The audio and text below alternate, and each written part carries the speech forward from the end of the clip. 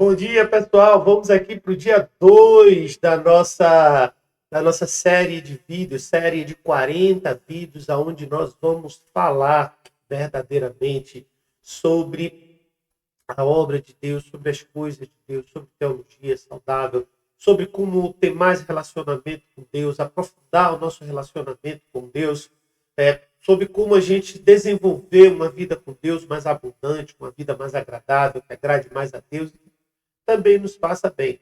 Como eu disse, todo dia às 6h29 da manhã, durante 40 dias, nós vamos estar estreando um vídeo aqui no nosso canal do YouTube, para que você possa, sim, ter o seu dia edificado, sua vida edificada, ter o seu contato com Deus de uma forma mais profunda. Você pode chamar isso de devocional, de estudo, você pode chamar isso também de uma parte de teologia saudável, você pode chamar de aprendizado, de curso, do que você quiser. Não importa. O que importa é que aqui você vai ter o aprofundamento do seu conhecimento com Deus muito grande. Então, a partir desse momento, a gente vai começar, então, o nosso estudo de hoje. Mas antes, eu quero te pedir uma coisa. Se você não é inscrito ainda no nosso canal, então se inscreve aí.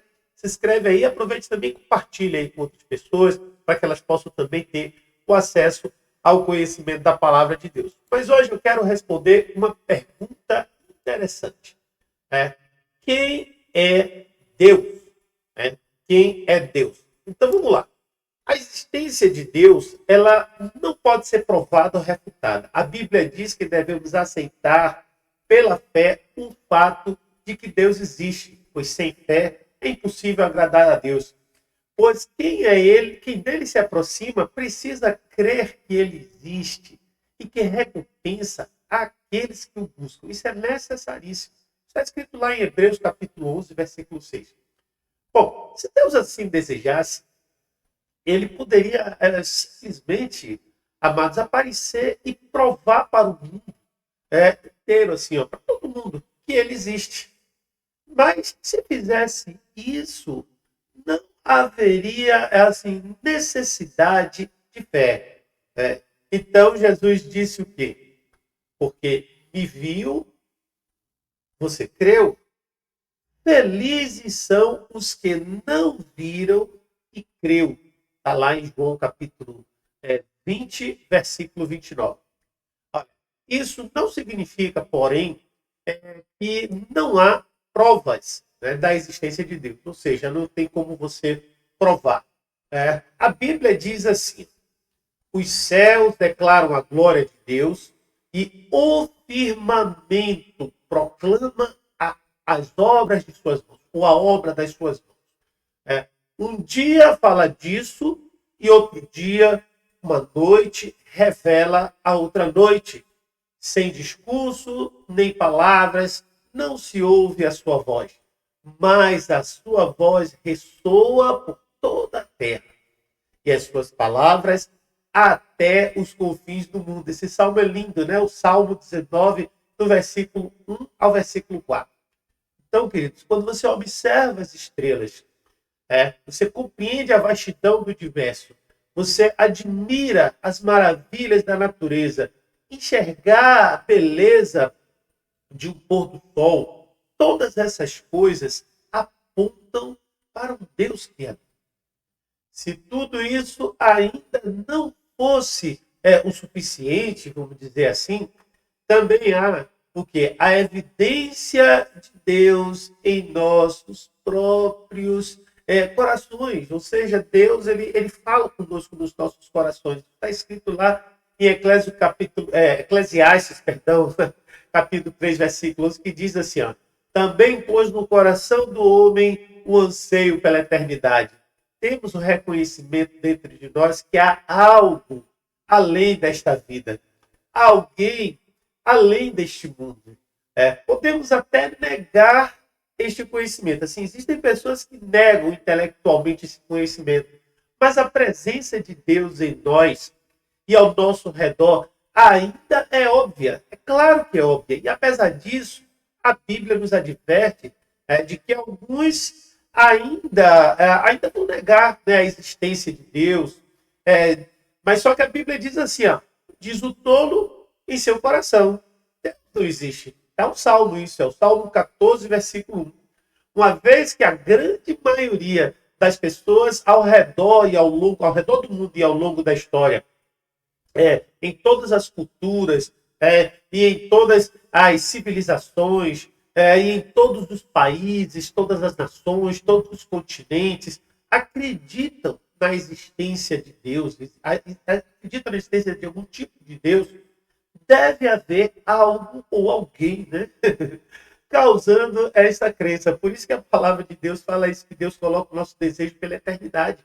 Né? Então, além dos argumentos bíblicos para a existência de Deus, né, o que a Bíblia fala, propriamente dita, existem também os argumentos lógicos. Né? Em primeiro lugar, existe assim, o argumento ontológico, né? Ou seja, a forma mais popular do argumento ontológico usa o conceito de Deus para provar, né, a existência de Deus. Então, o próprio conceito de Deus prova a existência de Deus.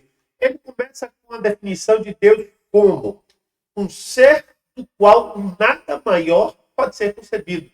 Em seguida, é argumentado que existir é maior do que não existir. Existir é maior do que não existir. E, portanto, o maior ser concebível deve existir.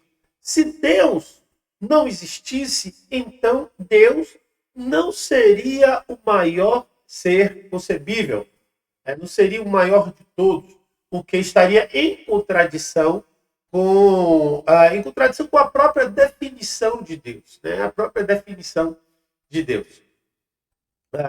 Um segundo argumento que você pode utilizar, que você pode anotar na sua agendinha, é o argumento teológico. Né? Isso é importantíssimo. O argumento teológico afirma que, já que o universo apresenta um projeto tão incrível, né? Um projeto tão maravilhoso, deve ter havido um designer divino, ou seja, alguém que desenhou tudo isso. Por exemplo, se a Terra fosse significativamente mais perto ou mais longe do Sol, não seria capaz de suportar a maior parte da vida que existe hoje aqui nela, que existe atualmente. Ela pensa aí, se a Terra fosse mais perto ou mais longe do Sol. Se os elementos da nossa atmosfera fossem apenas alguns pontos percentuais diferentes, quase todos os seres vivos na Terra morreriam. Né? As chances de uma única molécula de proteína se formar ao acaso é de 1 em 10.243. Na verdade, 1 elevado a 243. Um seguido de 243 zeros. Uma única célula é constituída por milhares de moléculas de proteína. Então, é quase impossível ter acontecido isso sozinho. O terceiro argumento lógico para a existência de Deus é chamado de... como é que ele chama? Argumento cosmológico. Isso, argumento cosmológico. Todo efeito deve ter uma causa. Isso é física. Todo no universo, tudo nele é um efeito. E deve haver algo que causou tudo existir. Então, em última análise, deve haver alguma coisa, né, não causada a fim de fazer com que todo o resto passasse a existir. Simplesmente isso. Então, essa causa, sem causa, é Deus. Um quarto argumento ainda, para quem quiser. Né? Se você ainda quiser, se a pessoa ainda não estiver convencida, você ainda tem um quarto argumento, que é o conhecido como argumento moral. Cada cultura, ao longo da história, tem tido alguma forma de lei. Todo mundo tem senso de certo e de errado. Assassinar, mentir, roubar, imoralidade. E a imoralidade são quase assim, universalmente aceitos ou rejeitados. A imoralidade é rejeitada e a moralidade é aceita. De onde veio esse senso de certo e de errado, se não de um Deus santo? Apesar disso, né, apesar de tudo isso, a Bíblia nos diz, queridos, que as pessoas irão rejeitar o conhecimento claro, e inegável de Deus. E acreditarão, imagina, em uma mentira em seu lugar. Romanos 1:25 declara assim, ó, esse texto é muito bom, porque ele esclarece muito bem isso. Ele diz assim, ó, trocaram a verdade de Deus pela mentira e adoraram e serviram as coisas dos lugares e as coisas e seres criados no lugar do Criador, que é bendito para sempre. Amém. A Bíblia também proclama que as pessoas elas não têm desculpa para não acreditarem em Deus. Pois, desde a criação, está o texto que é escrito, desde a criação do mundo, os atributos invisíveis de Deus, o seu eterno poder e a sua natureza divina têm sido vistos claramente, sendo compreendidos por meio das coisas criadas, de forma que tais homens são indesculpáveis. Está escrito isso lá em Romanos, só que agora no capítulo 1, versículo 20. As pessoas afirmam não acreditar em Deus. E não é científico, né? Eles querem assim, um argumento científico. Ou porque não há uma prova. A verdadeira razão é que, quando se admite que há um Deus, também é necessário aceitar, né? Aceitar que devem ter responsabilidade para Deus. E que precisam do seu perdão. Romanos 3:23 fala isso. Romanos 6:23 também fala.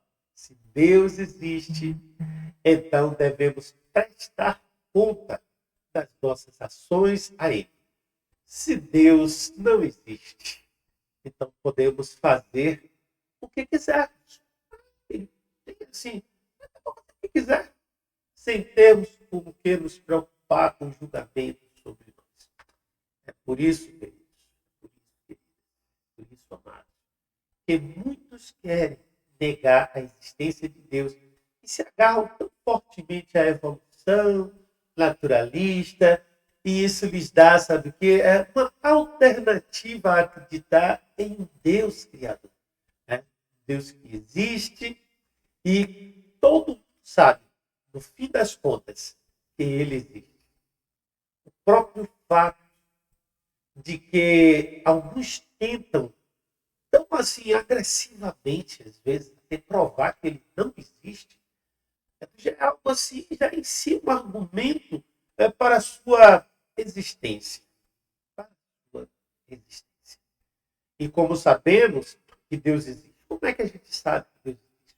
Como cristãos, sabemos que Deus existe porque falamos com Ele todos os dias. Né?